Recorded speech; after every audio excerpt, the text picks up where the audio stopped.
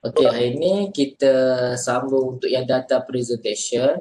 Okay, untuk chapter data presentation ni, dia sebenarnya lebih fokus kepada yang melibatkan deskriptif statistik. Okey, sebelum ni saya ada bagi tahukan dan statistik sebenarnya terbahagi kepada dua jenis, iaitu deskriptif statistik, satu lagi adalah untuk inference statistik. Okay, jadi untuk deskriptif statistik ni sebenarnya untuk kita tahu jumlah responden mengikut dari selalunya kita nak statistik itu berdasarkan responder profile. Contohnya kita nak tahu dari segi antara lelaki dan perempuan mana yang lebih tinggi responden yang kita dapat.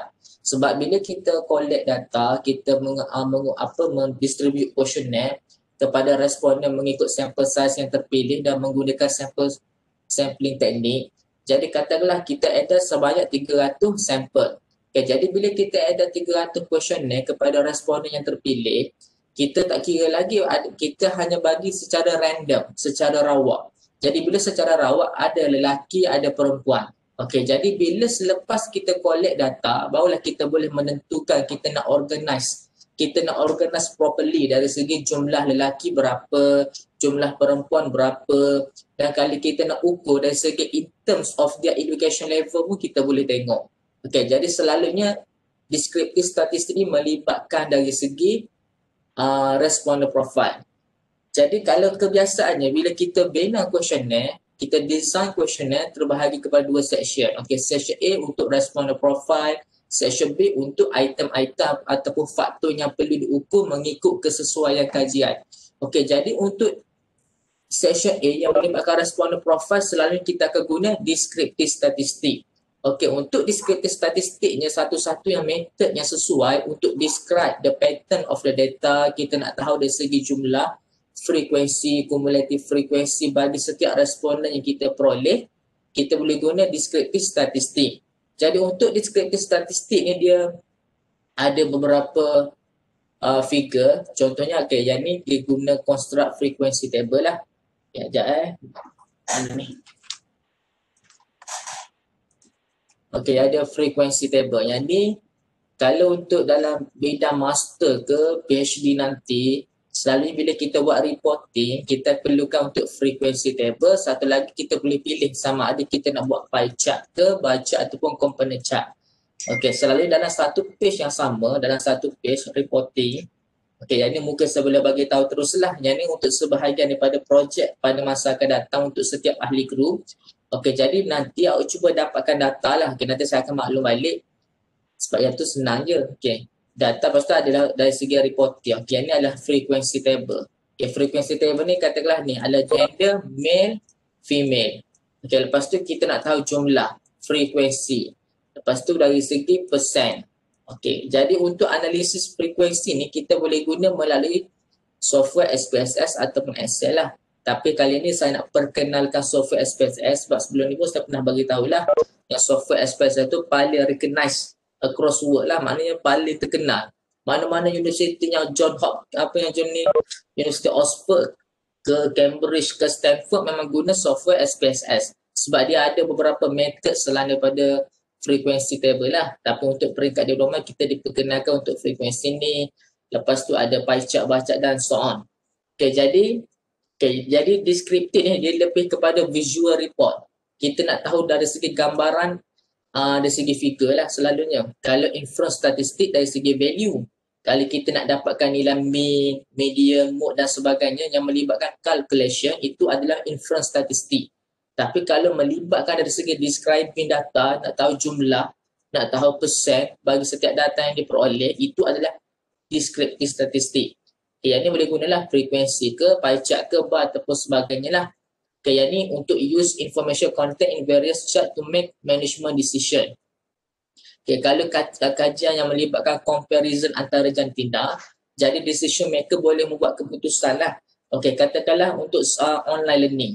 Kebanyakan pelajar lelaki tidak menerima pembelajaran secara online berbanding kaum perempuan. Kalau kita tengok daripada sejauh mana kesetujuan. Contohnya kalau kita buat questionnaire, ada yang tanda lelaki, adakah anda setuju dengan penggunaan online? Jadi lelaki ramai yang tanda tidak, no. Kalau yang perempuan ramai kata ya. Jadi daripada situ pun kita boleh tahu frekuensi, berapa yang kata no, berapa yang kata tidak, berapa yang kata ya.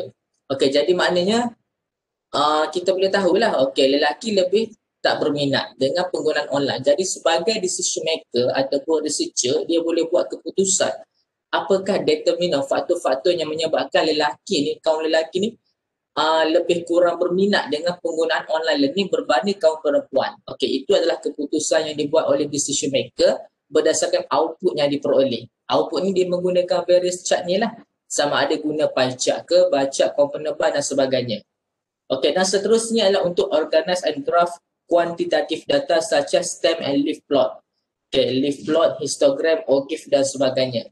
Okey, yang ini untuk kuantitatif data. Dan kuantitatif data ni, kalau seperti stem and leaf plot selalunya digunakan untuk menentukan outlier. Outlier. Okay, outlier ni adalah data yang kita data ralat error.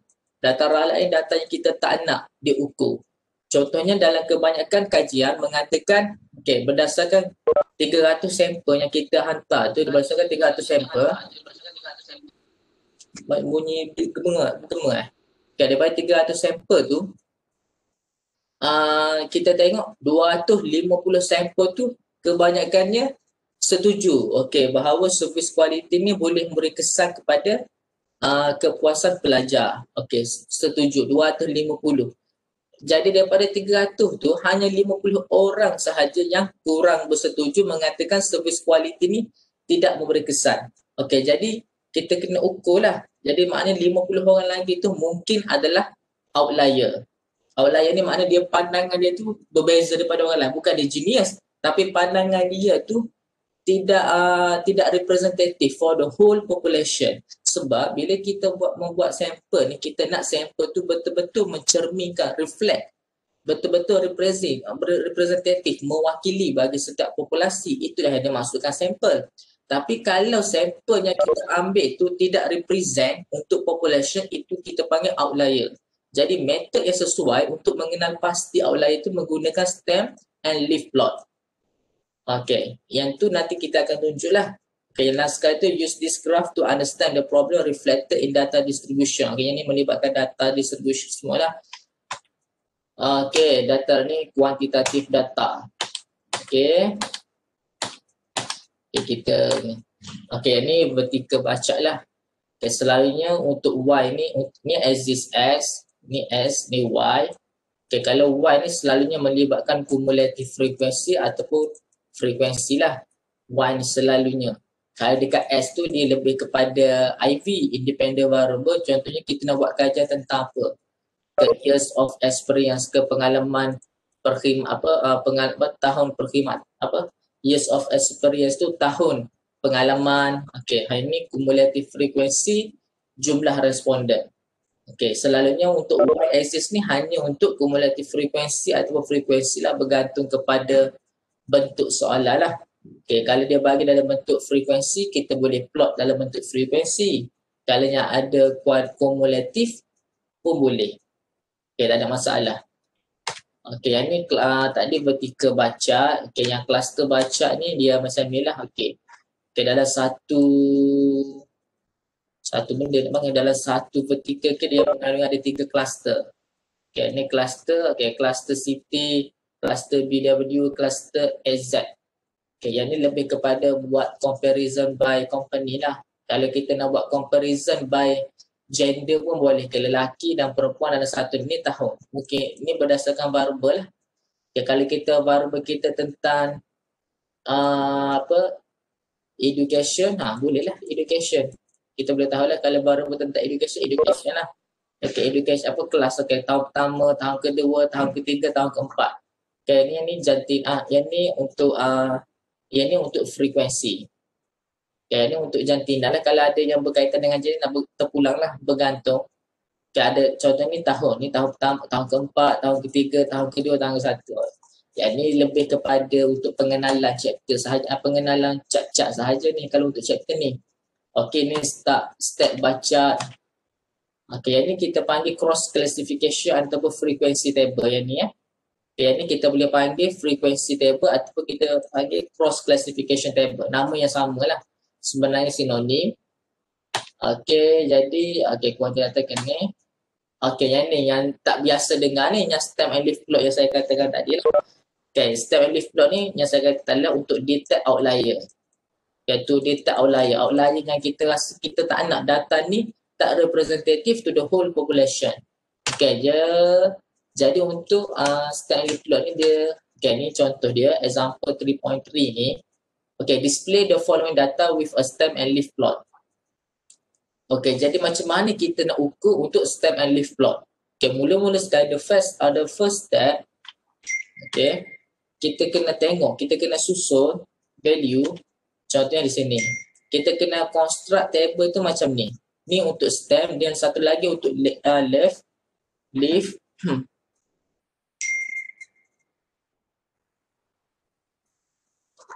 Okay, satu untuk stem, satu lagi untuk leaf.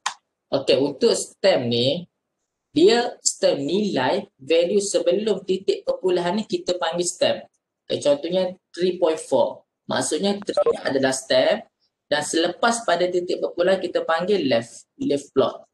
Dan macam ni juga, kalau stem 4, 2, 2, 3, 5, 3, 4, 2, 4, 3, 5. Okay, itu nilai sebelum decimal ni kita panggil stem. Okay, selepas pada tu kita panggil leaf plot. Okay, jadi sebab tu bila kita nak buat untuk stem, okay, stem, okay, dan left. Okay, ni contohnya ni. Okay, kita kena susun dulu nilainya paling rendah, paling atas lah sehingga kepada nilai yang paling tinggi. Kalau kita tengok daripada ungroup data ni pun, nilai yang paling rendah adalah 2. Start bermula dengan 2. Okay, lepas tu ada 2. Okay, ada yang paling tinggi nilai 5 yang paling tinggi. Okay, jadi betul lah 2. Dan untuk left plot ni, kita kena susun mengikut nilai yang ni paling rendah sehingga yang paling tinggi. Okey, untuk stem daripada bawah, daripada atas paling rendah sehingga yang paling bawah paling tinggi. Kalau left, untuk left plot ni, maknanya from the left to the highest, to the right is the highest value lah. Yang paling kanan tu ada paling highest. Okey, maksudnya 2, 3, lepas tu ada 2.3, 2.4, 2.7. Tengok, ada tak dekat pada yang ni? Okey, maksudnya ada 2.3, 2.4 pun ada, 2.7 pun ada. Okay, jadi samalah dengan dalam kes ni. Okay, sama. Kita cek balik untuk yang 3. Okay, 3. Maksudnya ada 3.4, 3.4, 3.6, 3.8. Maksudnya ada 3.4 dua kali frekuensi dia. Yang ada betul lah 3. Okay, 3.4, 1. Lepas tu ada lagi satu lagi, 3.4. Lepas tu 3.6. Lepas tu satu lagi 3.8. Jadi sama tak dengan result dia? Okay, last kali kita tengok pada 5. Okay, 5.1. Dan last sekali 5.9. Betul ada? Okay, yang ni. 5.1. Satu lagi 5.9. Okay, itu dah dia masukkan macam mana kita nak construct table untuk stem and leaf plot. Okay, boleh clear je ni? Okay, maksudnya untuk nilai, mana-mana nilai sebelum decimal tu kita panggil stem. Mana kita kena panggil stem. Tapi awak kena pastikan, kena susun dululah nilai yang paling rendah sehingga nilai yang paling tinggi. Okey, kebanyakan kalau ikut pada pengalaman saya sebelum ni, ramai boleh jawab soalan macam ni. Untuk yang ni selalu kita buat untuk test lah. Ramai boleh buat, tapi dari segi susunan tu tak betul. Okay, dia patut ikut hentam je, dia tengok patut kena susun lah nilai yang paling rendah, paling atas, lepas tu baru paling tinggi. Last kali. Doktor, ada tanya? Kiranya nanti yang display following data ni dibagi ke? Dia akan bagi. Okay, yang ni data yang akan bagi, cuma kita kena construct balik lah table ni. Kita kena create balik. Yang macam tadi, yang ni je. Itu saja. Okey, okay, boleh? Boleh. Okey. Dia simple sahajalah. Dia tak ada calculation untuk chapter 4 sahaja. Sebelum chapter 4 tak ada calculation. Hanya sembang santai. Okey, seterusnya. Okey. Ni. Ya, tengok dulu. Okay, yang ni tak perlulah, yang logarithm ni sebenarnya macam mana dia derive. Last kali dia akan dapat total F frekuensi equal to N lah. Iaitu dia cuma nak buktikan. Mana tak payah terkejut sangat lah dengan logarithm ni. Dia hanya nak derive daripada asalnya keluar macam ni. Total frequency tu equal to number. Number of employee ke, Doktor number of nak student ke. tanya. Kiranya soalan untuk stamp and leave ni memang dia punya nombor tu hanya point kan? Tak akan ada yang nombor biasa?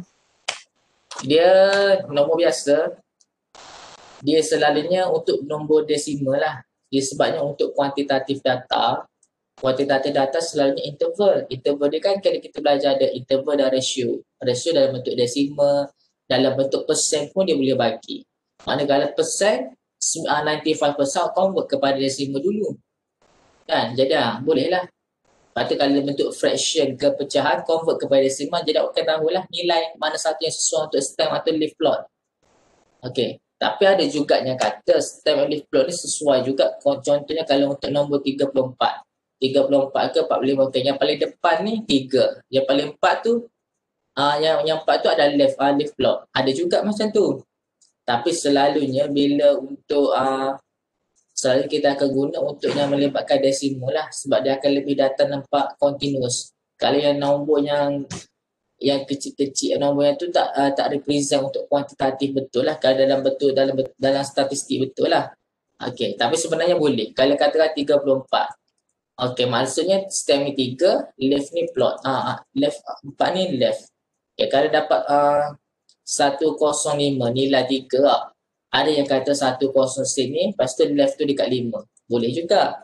Tapi selalunya untuk stem and leaf plot ni lebih sesuai yang melibatkan ada decimal placer. Lebih sesuai. Tapi maknanya tak ada masalah lah. Maknanya selalunya kita akan bagi dalam bentuk SF pun yang ada decimalnya sebenarnya. Okay, sebab kalau kita dapat nilai mean, kalau buat calculation untuk mean ke media, selalunya akan ada titik perpuluhan kan, orang dapat mean 15 point something lah, jaranglah dapat result sekali 15 betul-betul ni. Contoh. Okay, kalau kita diminta untuk untuk dapatkan purata, selalunya akan ada decimal. Sebab itulah jadi bila untuk display following data pun, kebanyakannya ada decimal. Boleh ada dan boleh buat, tapi kebanyakannya decimal lah. Okay, jelas lah? Jelas, tapi kan doktor kan, kalau ikut buku muka surat 65 tu, yang example 2.4, dia bagi nombor 3, 9, nombor bulat lah. Nombor bulat. So macam contoh nombor 20. So 2 tu dekat dekat stem lah. Lepas tu kosong tu dekat left. Dia memang, dia sebenarnya boleh letak, tapi kebanyakannya untuk desimal lah. Dari segi logik pun memang kebanyakan untuk yang desimal, tak ada lah untuk nombor ni. Kalau kita dapat ni cara dan buat calculation mean, janganlah dapat mean tu betul-betul nombor rigid tu, kebanyakan mesti ada desimal, median ke, memang ada lah. Kecuali mode tu memang dia lebih kepada frekuensi, kekerapan. Kalau mean, memanglah kebanyakannya desimal. Okey, faham. Okey, tapi tak salah pun. Dia benarnya dia macam ada pandangan lah, macam mazhab lah. Contoh, kalau suami isteri bersentuhan, kalau Mbak Ismayang kalau suami isteri bersentuhan, bagi mazhab Syafi'i batal. Tapi kalau ikut mazhab Hanafi tak batal pun. Gitulah umpama dia. Dia pun ada pandangan sendiri. Tapi pegang mana-mana pun betul belaka ikut ya. Okey. Jauh contoh doktor Jauh tapi nak bagi contoh dia gitu lah. Kata Yuniza kena ada niche Islamic sikit lah. Tapi bak kahwin lah, terkejut sekejap. Ya ke? Okey. Tak apalah, nanti kahwin belaka kat lepas ni. Okey. Okey, ini frekuensi polygon. Okey, untuk frekuensi polygon dia menggabungkan antara line chart dengan histogram. Okey, ini frekuensi polygon lah. Okay, ni macam ni contohnya S ni diletak untuk kelas boundary ataupun kelas interval. Yang ni adalah untuk frekuensi. Okay, frekuensi ataupun kumulatif pun boleh. Okay, yang ni boleh nak tunjuk, yang ni boleh try belajar sendiri. Betapa sketch pun tak apa ni. Buat dekat graf, ada kertas graf, boleh lah try ni. Tak ada masalah. Kata budak universiti dah. Akan tak tahu nak plot-plot ni. Tengoklah pada nilai frekuensi ni. Okey, jatuh nombor berapa? Okey. Okey, yang ni baru kita tengok. Okay, cumulative frequency distribution and OGIF. Dia tak ada bagi contoh ke ni? Sekejap, saya takut ada yang tertinggal dekat slide akhir tu.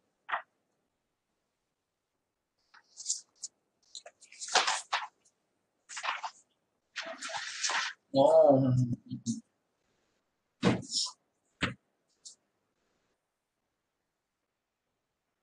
Okey, slide akhir tu dia tak ada untuk OGIF.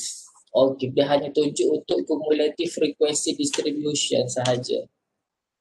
Okey, ni dia tak ada, cuma bagi penerangan tentang OGIF tapi dia tak ada tunjuk example untuk OGIF lah. Tak apalah, nanti saya tunjuk lah. Okey. Untuk cumulative frequency ni, okey, selalunya dia akan bagi soalan sampai macam ni. Okey, kelas number sampailah frekuensi. Okey, dia akan bagi soalan sampai sini je. Selalunya lah. Hampir 90% juga, lebih pada 90% dia akan soalan sampai pada frekuensi. Okey, jadi cumulative frekuensi ni kita kena create lah. Kita kena tambah sendiri kolom. Yang ni kita kena tambah sendiri. Cumulative frekuensi, relative frekuensi, sampailah cumulative relative frekuensi. Okey, jadi kalau katalah soalan untuk ini, okay, mula-mula sekali bila kita diminta untuk design cumulative frequency distribution ni, okay, first kali kena create untuk cumulative frequency. Okay, untuk yang kelas pertama ni, okay, kita start dengan 2 lah sebab frekuensi 2. Okay, lepas tu 2 plus 9 equal to 11. Lepas tu 11 plus 13, 24. 24 plus 14, kita pun 38. 38 plus 8, 46 dan seterusnya. Last kali nilai untuk kumulatif frekuensi ni mesti sama dengan frekuensi. Okey, kalau dapat lah itu maksudnya ada salah dekat sini lah. Mungkin kita ada salah buat tambah sini lah. Okey, jadi untuk relative frekuensi pula. Okey, kalau relative frekuensi.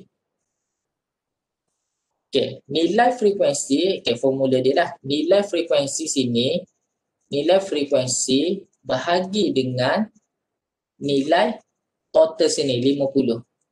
Okay, jadi maksudnya 2 bahagi dengan 50 kita dapat 0.04. Lepas tu 9 bahagi dengan 50 kita akan dapat 0.18. Okey, faham? Dekat relative frekuensi ni, nilai frekuensi yang ni, nilai frekuensi dekat kelas ni, dekat sini dibahagikan dengan total frekuensi. Total frekuensi, okay, untuk relative, okay, frekuensi bahagi dengan total frekuensi. Okey, jadi contoh example yang pertama, okey, contohnya 2 bahagi dengan 50 dapat 0.04. Okay, lepas tu 9 bahagi dengan 50 dapat 0.18. Lepas tu 13 bahagi dengan 50 dapat 0.26. Dan begitulah seterusnya sampailah last kali. Jangan pula yang tertukar dengan kumulatif frekuensi. Ramai yang tertukar dekat relative frekuensi ni, dia tertukar macam ni. Dekat atas ni dia dah betul lah. Dia buat 11 bahagi dengan total frekuensi 50. Dia guna nilai kumulatif. Sedangkan formula bagi relative frekuensi adalah untuk frekuensi. Okay. Frekuensi bahagi dengan total frekuensi. Okay, ni frekuensi. Bukan kumulatif. Bukan kumulatif frekuensi. Frekuensi. Kumulatif dia baru sini. Okay. Barulah kita create lagi 0.04 tambah dengan 0.18 dapat 0.22. Lepas tu 0.22 plus 0.26 dapat 0.48 dan last sekali lah baru dah dapat 1. Okay, jadi last kali nilai tu mesti equal to 1. Nilai tu mesti equal to 1. Kalau katakanlah tak dapat 1 ni masih ada problem lah. Mungkin kita salah dekat cumulative relative frequency ataupun kita salah dekat sini lagi, relative frequency. Maksudnya kita dah kenal pastilah, kita dah boleh identify sama ada table yang kita buat ni betul ke salah. Okay, faham? Yang untuk cumulative frequency distribution. Faham.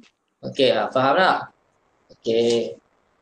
Jadi last kali barulah kita masuk untuk OGIF. Okay, cumulative frequency curve. OGIF ni dia akan last kali kita buat chart. Okay. Dia akan chart je macam ni. Dia macam nak ke arah simo sikit. Dia gini. Selalu macam ni lah.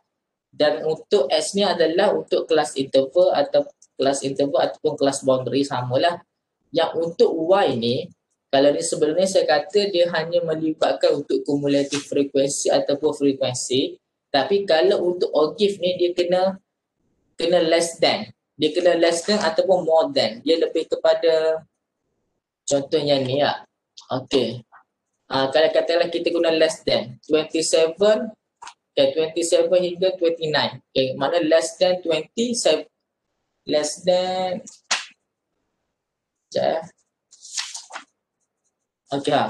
kalau kelas interval 27 to 29, maksudnya dekat kelas pertama ni less than 27. Lepas tu sini kelas kedua less than 29. Less than 29. Lepas tu ni less than 31. Okay, less than. Dia lebih kepada less than kebanyakan. Dia boleh sama ada less than ataupun more than lah. Tapi saya prefer untuk guna less than lah, lebih sesuai. Kita takut confuse lah sebenarnya. Dia dekat Y ni hanya untuk less than. Okay, less than. Kita boleh buat ni. Bukan. Silap. Untuk Y ni, silap. Okay, Y. Okay, samalah Y ni untuk kumulatif. Y ni untuk kumulatif frekuensi ataupun frekuensi. Dekat S ni adalah kelas boundary ataupun kelas interval. Cuma sebelum kita nak create graph ni, kita kena buat table dulu. Okey, jadi untuk table ni, dia ada satu table macam tadi lah. Kata less than 31, less than 29, less than 31, less than 35. Lepas tu yang ni adalah kumulatif frekuensi. Maknanya kita create table ni, create graph ni berdasarkan kumulatif frekuensi lah maknanya kat sini. Dekat OGIF ni. Yang ni pada example pada page 72 adalah. Tapi yang ni terlalu ringkas lah. Tapi sebenarnya macam tu je lah. Tapi soalan final, soalan test pun tak ada pun. Dia lebih kepada sketch. Buat je sketch. Sketch je. Tak ada bagi kita gerah jimat kita. Pertama online sekarang macam mana nak buat? Sketch je lah. Mana-mana pun gambar. Doktor, kiranya dalam table tu lah ada perkataan less than. Ya betul, ada perkataan less than. Tapi untuk cuma chart masih lagi. Bila buat graf ada kumulatif dan kelas interval macam biasalah. Dia macam biasa je, cuma dalam table tu kena ada. Kena buat table untuk OGIF. Okey, tak ada. Okey, jadi selesai untuk chapter ni. Berapa minit lah ni? Berapa minit ni? 7 minit. 27 minit lah. Ni nak masuk chapter seterusnya boleh lah? Yang medium. Boleh boh. Boleh lah. Okey. Kita sambung. Yang itu kita selesai sampai untuk mean kan? Okay, jadi kita sambung untuk median. Okey.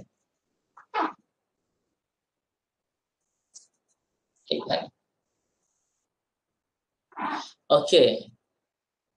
Macam sebelum ni lah kita sambung yang hari tu. Okay, untuk media. Yang ni untuk grup data ni.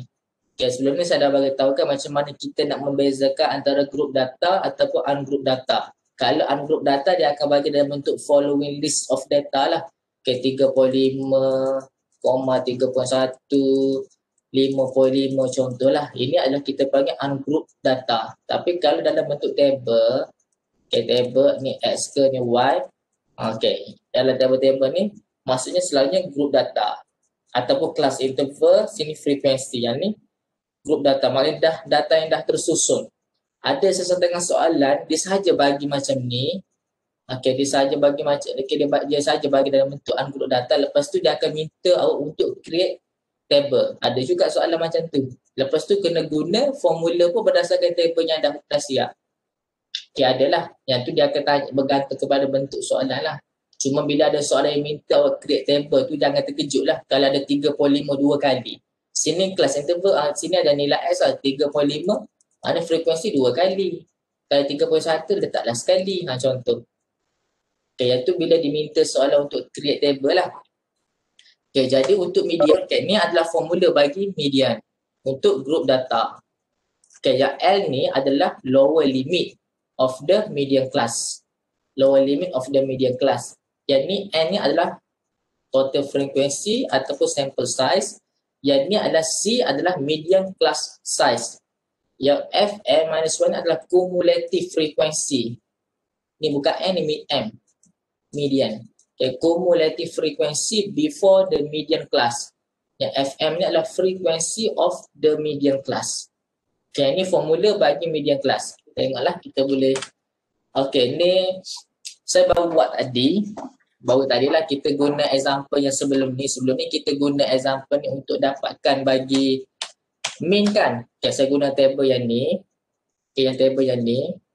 Okay, samalah. Yang ni untuk dapatkan mean. Jadi kita guna table yang sama untuk kita selesaikan bersama lah. Untuk dapatkan bagi median. Okay, jadi formula asal daripada median ni, kalau kita tengok pada formula median ni, dia kena ada cumulative frequency.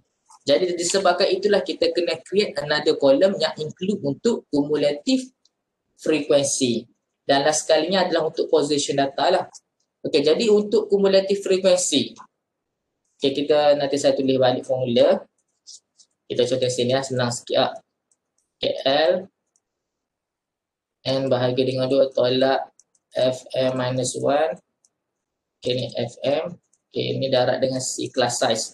Okay, lower limit. L ni adalah lower limit.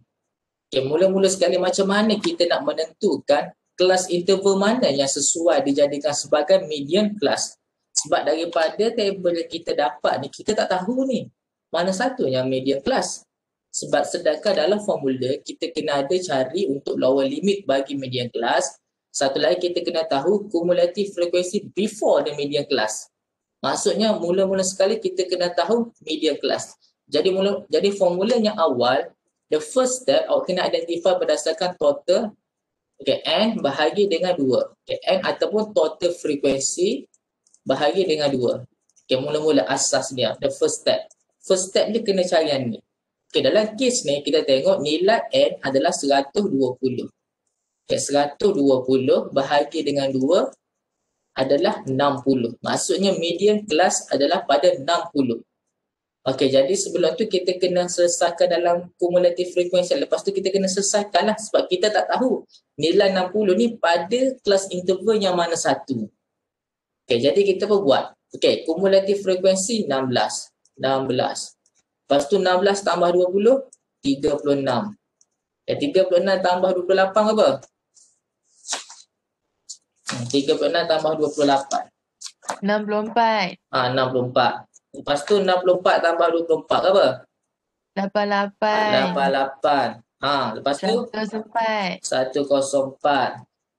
115. 115 dalam sekali 120.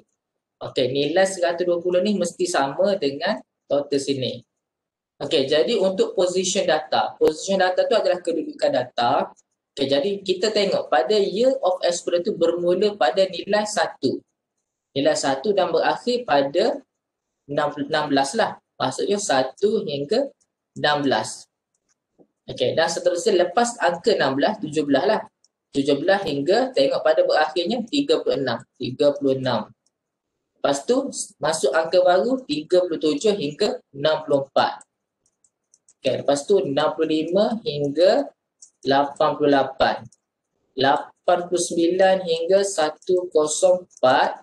105 hingga 115. Tengok yang ni nilai dekat kumulatif nilai akhir lah. Dan seterusnya 116 hingga 120. Okey, dah selesai untuk yang table ni lah. Semua dah selesai. Jadi kita tengok nombor 60 yang median class yang kita dapat ni 60. Jadi 60 ni kita tengok pada position data. Okey, jadi bila 60 ni maksudnya dalam range antara mana? Yang ni bukanlah sebab 1 hingga 16. Lepas tu 17 hingga 36 bukan juga. Lepas tu 60 maksudnya dalam lingkungan ni 37 hingga 64. 60 ni jatuh dalam range ni. Maksudnya kelas interval bagi kajian ni adalah 9 hingga 12 lah. 9 hingga 12. Kita pun seka macam ni. Nak elak daripada kekeliruan. Okey, jadi 9 hingga 12 adalah median class bagi year of experience. Okey, jadi untuk lower limitnya ialah lower limit bagi kelas median ni berapa? Okay, 8 dengan 9. Di antara 8 dengan 9 berapa? 8.5. 5. Okay, jadi lower limit 8.5. Okay, tambah M bahagi 2 samalah 60. Okay, tolak cumulative frequency dengan FM. Cumulative frequency. Maksudnya kita kena tengok pada cumulative frequency before median class. Yang median class adalah cumulative 64 kan? Jadi yang before ni adalah 36. Okay, bahagi dengan frequency of, yang ni frequency of median class. Okay, frequency of the median class adalah 28. Okay, bahagi dengan 28. Okay, darab dengan C. C berapa class size? Okay, 1, 2, 3, 4. Ada 4. Beza kan? 5, 6, 7, 8. 5, 6, 7, 8. Ada 4. 1, 2, 3, 4. Ada 4. Itu adalah size kelas. Okay, darab dengan 4. Okay, semua sama ni. Semua sama. Darab dengan 4. Jadi last kali awak dapatlah untuk median kelas. Berapa awak dapat median? 11.9. Okay, 11.9 tahun. Yes. Okay, boleh? Clear yang ni? Boleh kan? Boleh. Okay, selesai untuk median class. Okay, dan seterusnya kita ada ruang nak mula pun yang biar. Okay, yang seterusnya untuk mode. Okay, yang mode ni, okay, ni adalah formula mode. Kalau sebelum ni, kalau kita kena tengok pada highest frequency kan, padanya list of data, iaitu untuk ungroup. Kalau group data semua ada formula. Okay, ini formula bagi mode. NL ni ada lower limit ataupun lower boundary of the class contain mode. Okay, lepas tu ada size of the class contain mode. Yang ni C ada size, yang frequency F0 ni adalah frequency of the class contain mode. F1 ni before. Yang ni adalah before. Yang F2 ni adalah after class contain mode. Okay, kita tengok pada tabel yang sama tadi. Okay. Kita tengok pada tabel yang sama. Okay, kalau kita tengok daripada tabel ni, yang mana yang ni berdasarkan lower limit of the class contain mode. Maksudnya frekuensi yang paling tinggi lah, kelas yang mempunyai frekuensi yang paling tinggi. Dalam kes ni kita tengok frekuensi yang paling tinggi adalah 28. Betul? Yang lain kecil lah kan? Okay, 28. Jadi yang kelas interval bagi mode adalah 9 to 12. Okay, jadi lower limitnya ialah 8.5. Okay, 8. Saya tulis formula dulu lah. Formula untuk mode kelas. Okay, L plus okay, F0 minus B4. Okay, F0 minus B4 plus F0 minus F2 after darab dengan C. Size mode. Okay, jadi lower limit kita tahulah kan. Lower limit 28. Jadi lower limit adalah 8.5. Okay, 8.5. Okay, plus. Okay, yang ni adalah contain mode. Okay, dalam kes ni yang ni 28 frekuensi. 28 minus before dia berapa? Before adalah 20. Sebelum 28 adalah 20. Minus 20. Okay, bahagi. Okay, ni pun sama. 28 minus 20. Okay, ni samalah F0 minus F1 sama atas ni. Okay, plus F0 28 minus after. After dia adalah 24. Okay, 24. Okay, darab dengan size kelas dia samalah 4. Okay, jadi last kali jawapan dia akan dapat 11.167. Oh, 167. Okay, yes. Okay, selesai. Doktor, sorry, minta ulang. Macam mana tadi dapat nombor, macam mana kita dapat C tu 4 Sini, tengok ni, sini adalah kelas. Okay, sini adalah size of the class. Kalau kita tengok, okay, tengok 1 hingga 4. Ada berapa range size kelas? Maksudnya 1, 2, 3, 4. Maksudnya ada 4. Ya, kalau kita tengok pada 5 hingga 8 pun, 5, 6, 7, 8. Kan, betul. Dia ada size kelas ni semua sama. Ni ada 4, ni 4, 9 pun ada 4 kan? 9, 10, 11, 12, 4, ni 4. Ini adalah jenis size class. Maksud tu C tu equal to 4 lah. Okay, faham? Okay, faham. Okay. Tapi kena ingat, kalau katakanlah awak dapat, okay, katakanlah ada soalan yang redundant, yang ada redundant class. Contohnya, 1 hingga 4. Lepas tu tiba-tiba dia start balik dengan 4. Dia start semula dengan 4. Macam dalam kes ni, 1 hingga 4. Lepas tu masuk angka baru kan, 5 hingga 8. Lepas tu start 9. Kalau katakanlah 1 hingga 4. Lepas tu, okay, 4 hingga 7. Lepas tu start balik 7 hingga 11. Contohlah. Okay, bila berlaku kes macam ni, kita tengok balik. 1, 1, 2, 3. Maksudnya ada 3 kelas. Sebabnya nombor 4 ni dah masuk kelas yang kedua. Maksudnya 4, 5, 6. Okay, 4, 5. Jadi dalam kes ni, jadi C tu equal to 3. Okay, faham? Yang ni kita tengok dari segi class of interval lah, kita kena tengok. Kalau angkanya berulang, kata 1 hingga 4, untuk first row, tiba-tiba untuk second row tu dia masuk lagi, dia menggunakan value yang sama. Okay, 4. Maksudnya 1, 2, 3. Maknanya class size adalah 3 lah. Kalau 4 hingga 7. 4, 5, 6. Maksudnya 3. Sebab 7 ni dah masuk untuk angkanya next row. Tapi dalam kes ni 1 hingga 4 ni dah berasingan lah. 1 hingga 4. Lepas tu 5 hingga 8. Lepas tu 8. Lepas tu 9 hingga 12. Jadi sebab itulah size of class tu jadi 4. Kalau dapat soalan macam ni, aku kena tengok hati-hatilah sebab kadang-kadang dia suka buat trik. Okay, jadi tu jadi kadang-kadang kita yakin dah kita betul buat. Kalau masa exam tengok salah sebab kita terlepas pandang dekat sini. Bagus jugalah soalan awak tanya tu. Saya lupa dah tak nak explain balik pasal size class ni.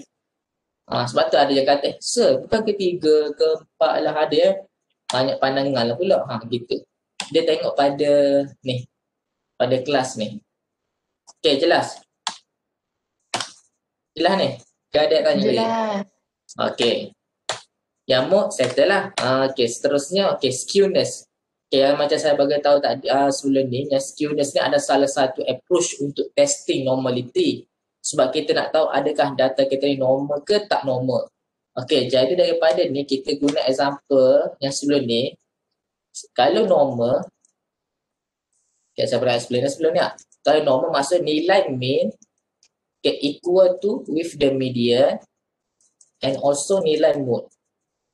Okay, nilai mean mesti equal dengan nilai median dan juga mode.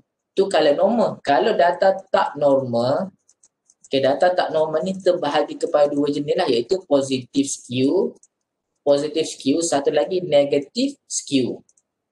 Okay, jadi untuk positive skew maksudnya nilai mean greater than dengan median dan juga greater than pada mode. Kalau negative skew maksudnya nilai mean less than median dan juga less than mode. Okey, berdasarkan daripada example yang kita buat sebelum ni, kita tengok nilai mean. Okay, contohnya nilai mean yang kita dapat awal tu, okay, nilai mean kita dapat 12.4. Okey, kita pun replace. Okay, nilai mean kita dapat 12.4. Okay, lepas tu median. Berapa kita dapat? Okay, median ya. Okay, median. Okay, 11.167. Yang ni untuk mock kelas lah. Okay, median mana? Median 11.9. 11.9 yang tak ada. Okay, median 11.9 median. Okay, 11.9. Lepas tu dekat mode kita dapat 11.167. Okay, jadi mode 11.167. Okay, jadi kalau kita ni 12.4 lagi besar lah daripada median. Lepas tu median lagi besar daripada mode. Jadi dalam kes ni kita boleh classifykan sebagai positive skew sebab greater than. Okay, yang tu lah untuk explanation bagi skewness. Tak payah baca lah, tengok yang tu lah. Ni mengarut ni, baca ni. Okay. Boleh? Faham lah untuk skewness lah?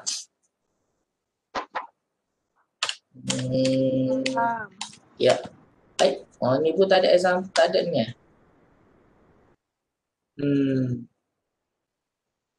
Okay. Sekejap kita guna formula yang sama. Tak ada example untuk first quarter dengan third quarter ni, tak ada. Apa kita guna yang tadi lah.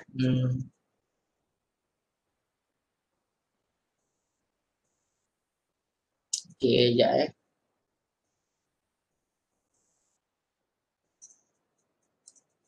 Okay, susung balik. Senang.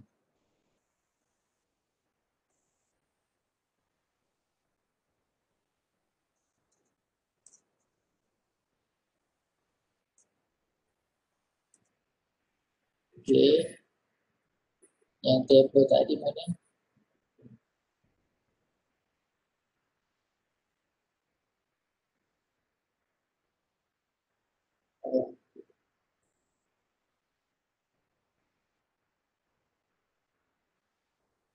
Ini table ni stimulus.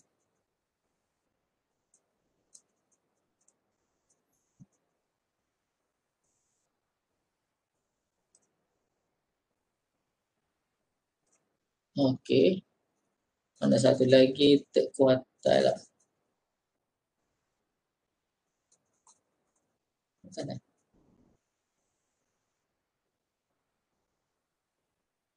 Mana formula third quarter tadi?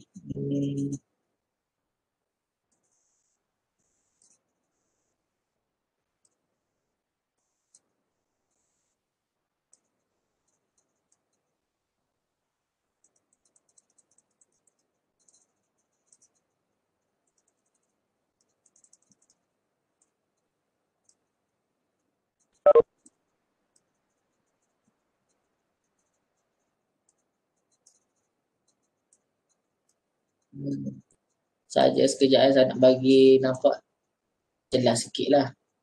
Okay. Okay, yang ni. Okay, yang ni. Okay, dan seterusnya kita ada calculation lah. Yang ni last untuk yang first quarter dengan third quarter. Okay, kalau sebelum ni kita tahulah yang untuk first quarter, third quarter yang sebelum kita nak dapat kedudukan value, measure of position. Dan yang sebelum ni, yang awal-awal tu, kalau ingatlah yang tu boleh tengok pada previous video lah. Yang kita nak tahu measure of position. Mula-mula kita kena guna formula tu, lepas tu daripada tu kita tahu kedudukan value. Okay, contoh yang sebelum ni ada ni. Saya tahu mesti ada, tak ingat tu. Tak tunjuk dulu. Okay, yang ni. Okay, yang ni kita guna sebelum ni untuk ungroup data, kita kena dapatkan yang find the first and third quartile. Okay, mula-mula sekali kita kena tengoklah, kita kena ni formula untuk first quartile. Ni first quartile. Okay, kita tahu guna formula ni kita akan dapat 3.75 SU sebagai 4 lah. Lepas tu barulah kita identify nombor value tu kedudukan pada nombor mana. 1, 2, 3, 4. Pada ni. Yang ni adalah untuk first quartile. Okay, yang ni saya sahaja recap lah. Jadi untuk dalam kes ni sebenarnya hampir sama lah, cuma dia ni lebih untuk dalam bentuk group data lah. Yang tadi tu untuk ungroup data. Okay, kalau yang group data macam ni lah. Okay, yang group data.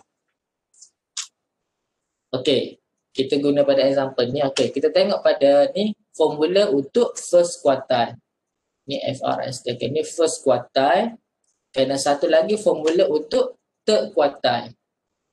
Okay, beza antara first quartile dengan third quartile ni dekat sini sahajalah. Yang ni 3N. Kalau yang first quartile N sahajalah. Okay, daripada formula ni kita tengok ada lower limit of the first quartile. Lepas tu N, number of observation ataupun frequency. Lepas tu F1. F capital ni adalah cumulative frequency before the first quartile. Yang ni F frequency of the first quartile class. Yang ni class size lah, yang untuk C. Maksudnya daripada formula ni kita kena identify which class yang sepatutnya identify as the first quartile. Jadi kita tengok pada formula ni lah, N bahagi dengan 4. Okay, N bahagi dengan 4. Yang ni kita tengok, okay, total ada 120. Okay, N bahagi dengan 4. Bahagi dengan 4, jadi kita akan dapat 30. Okay, maksudnya yang ni untuk formula, yang ni untuk Q1. Kalau Q3, ya Q3 berapa? 3 darab dengan 120 bahagi dengan 4. Jadi kita akan dapat 90. Okey, jadi kita tak boleh nak identify daripada sini kan? Daripada sini kita ada. Jadi kita pun buatlah kumulatif frekuensi dan juga untuk position data. Okey, kumulatif frekuensi sama je tadi lah. 16, 36, lepas tu apa? 64, kena start balik. 64, 88, 104, okey 104, 115, 120. Okey, yang ni kita pun start 1 hingga 16. Lepas tu 17 hingga 36, 37 hingga 64, 65 hingga 88, 89 hingga 104, 105 hingga 115, last sekali 116 hingga 120 lah. Okey, jadi untuk first quartile kita tengok range nombor 30 jatuh pada sini. Okey ni. Okey 17 hingga 36. Okey ini untuk Q1. Okey kalau untuk Q3 third quartile pada 90, maksudnya pada range ni lah. Okey 89 hingga 104. Okey ini untuk Q3. Okey jadi kita pun dah boleh identify. Ya, barulah kita boleh substitute daripada formula. Okey, lower limit. Okey, L1. Lower limit bagi first quartile berapa? Kita dapat antara 4 dengan 5. Berapa? 4.5. Okey. Kalau saya tulis formula balik atas ni lah. Okay, saya tulis balik formula. Okey, L. Yang ni untuk Q1. Okey, L plus N bahagi dengan 4 minus cumulative frequency before, lepas tu frequency of the first quartile, lepas tu darab dengan C. Okey, jadi lower limit berapa antara lower limit? 4.5. Okey, equal to 4.5. Okey, plus N bahagi 4 dapat 30. 30 minus cumulative frequency before. Cumulative frequency yang ni, okay, before of the first quartile adalah 16. 16 bahagi dengan frequency of the first quartile adalah 20. Okay, darab dengan C adalah 4. Okay, jadi berapa awak dapat ni untuk first quartile ni? Cuba kira. 30 tolak 16. Okay, 14. Berapa awak dapat? Cuba kira.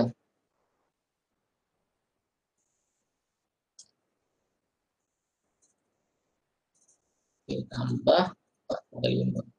Berapa? Berapa? Kan tak ada orang ni.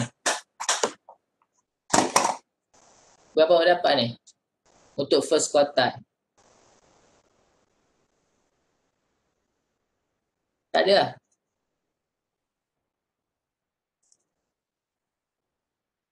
Berapa dapat ni? Ke ada yang tak faham ni sebenarnya?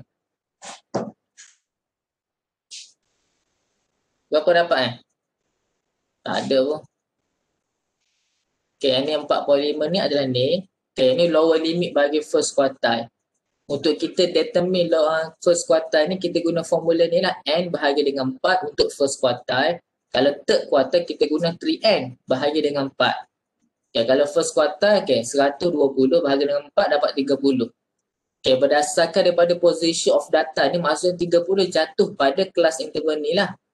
Okay, kita pun tengok pada lower limit dia berapa. Antara 4 dan 5 ni 4.5 plus N bahagi 4 ni 30 minus dengan cumulative frequency.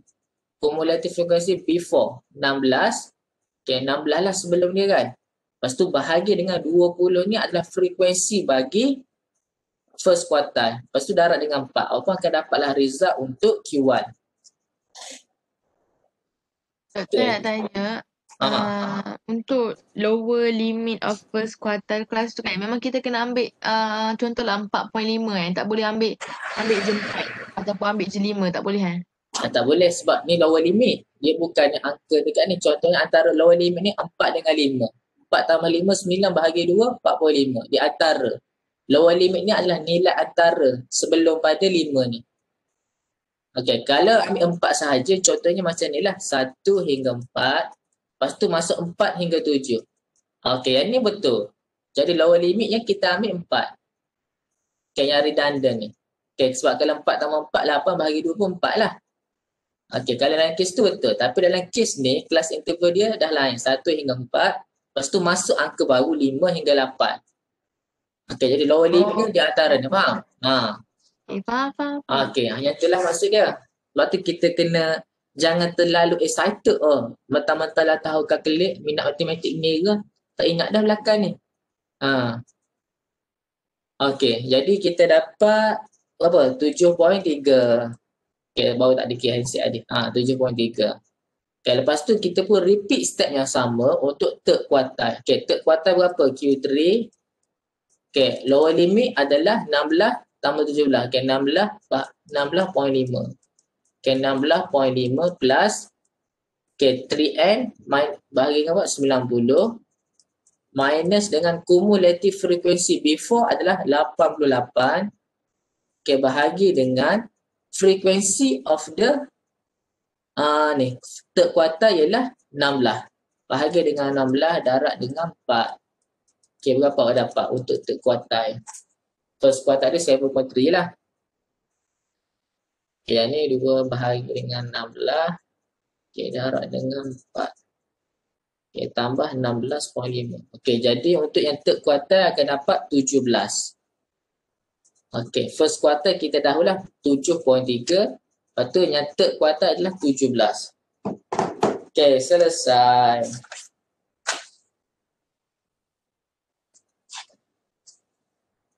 Okay, boleh? Doktor, dalam buku ni dah ada metod kedua tapi kita boleh guna metod ni je kan?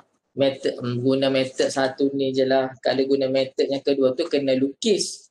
Kena sketch dulu. Kena sketch yang graf ni. Hanya ada cumulative frekuensi. Lepas tu ada class boundary tu kan. Guna metod yang satu. Sebab saya tahu bukan yang betul sangat tangan seorang-seorang ni pun.